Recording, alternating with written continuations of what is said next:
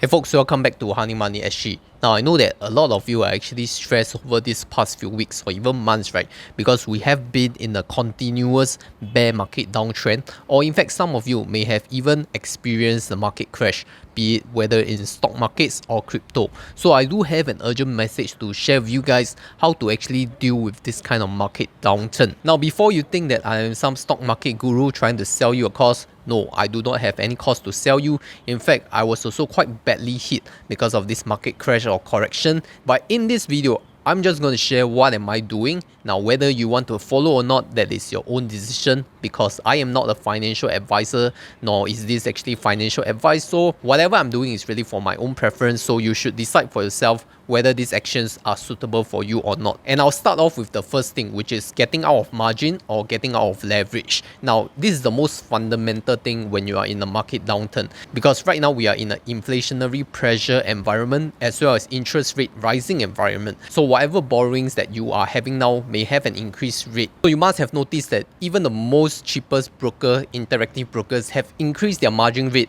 from around 1.6% previously to right now is close to 2%. And that is actually in line with the interest rate increase environment. From here, you can actually see that it's really not good to actually be in a margin position, especially when your stocks are falling at the same time. It may actually expose you to more margin call risk, whereby your funds are not sufficient to act as collateral, and your broker will actually ask you to put in more cash or they will liquidate your positions, which is what we recently heard about people getting margin called. So unless you have the cash or required collateral to fund these purchases on margin, do not go into borrowings, because it may actually further exacerbate your losses. And of course, that includes options trading as well. If you do not have a cash secured put or you don't have a cash covered call, make sure that you already have the funds or you have the stocks of 100 units to actually make that trade. Otherwise, if your option trade go against you, you may actually face a very difficult situation to get out of. The next action that I would do is to actually cut away my losers and consolidate my positions in my winners.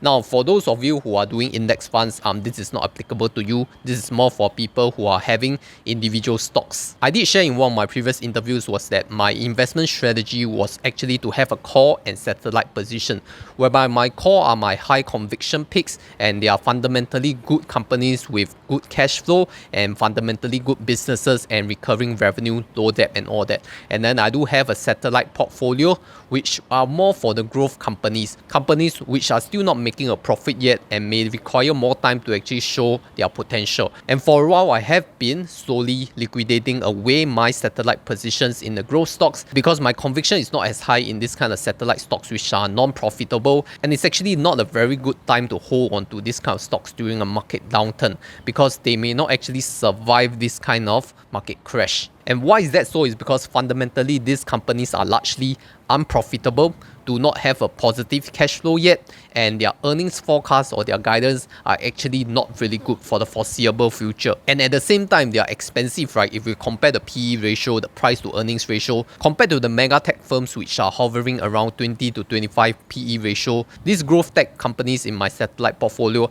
are like 50x to 100x PE, which I think that it is quite risky to hold for now. Definitely, I'm taking a risk-off approach. Whether you may see it as a good move or a bad move, nobody really knows as of now, right? But once I have sold away those low conviction stocks, what I did was to add into my higher conviction stocks like the mega techs, right? Your Google and Apple, these kind of larger companies which have much higher chances of riding through the storm and coming out successfully. So the core message here is to really cut away the weeds and then add into your good growing plants, those that can really grow. And in this case, those non-profitable companies, low cash flow companies which are considered your weeds, needs to be plucked out so that you can have more funds to add into your higher conviction stocks which are profitable, good cash flow, good earnings guidance, and good business for the foreseeable future. Now, some people actually do it the other way around, right? Whereby they sell away their winners and add on to their losers, because their losers stocks now seems really cheap. You know, example, Fastly, Palantir, this kind of stocks, you know. Generally, I'm really a lower risk holder, so I try not to put in so much risk in those higher risk stocks. And even like cryptocurrency, right, one of the highest risk assets.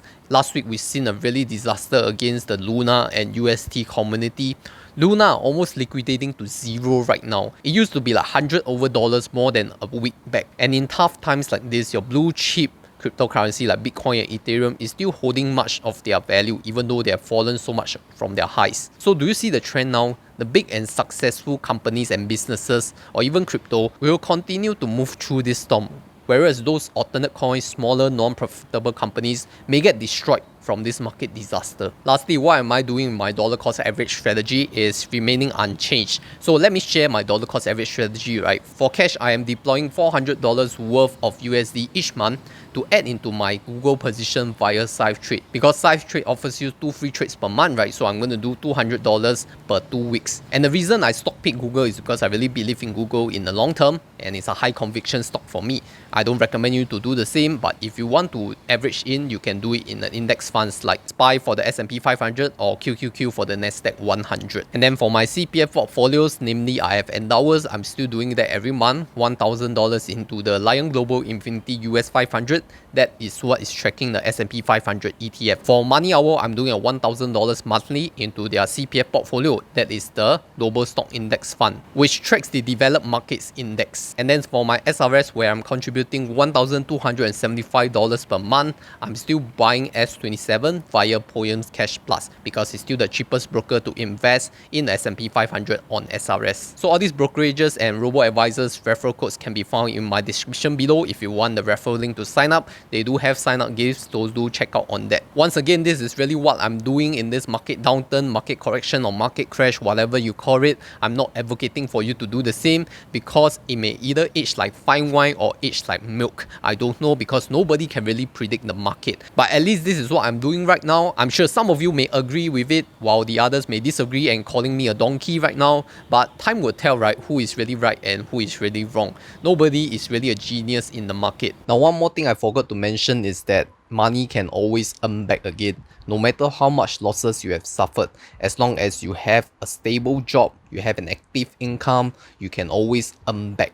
Because do you remember the days where you were a teenager, where you really had nothing under your name, no assets, no job, but you're still happily going back home after school, playing your computer games and video games, and those were the happiest times. You don't even have money, right? So if you bring it back then, how long are you able to actually delay retirement? Maybe you have to delay it by 6 months to a year, or even for a few years. Now, in the grand scheme of things, these few years is going to look really short for you. So I think for those people who are having negativity or really having negative thoughts, right, I urge you all to just think from a different perspective. Maybe you just have to work for a longer period, but that's fine, right? Because money can always earn back. And at the same time, your loved ones, your friends, your relatives around you are all starting to turn old.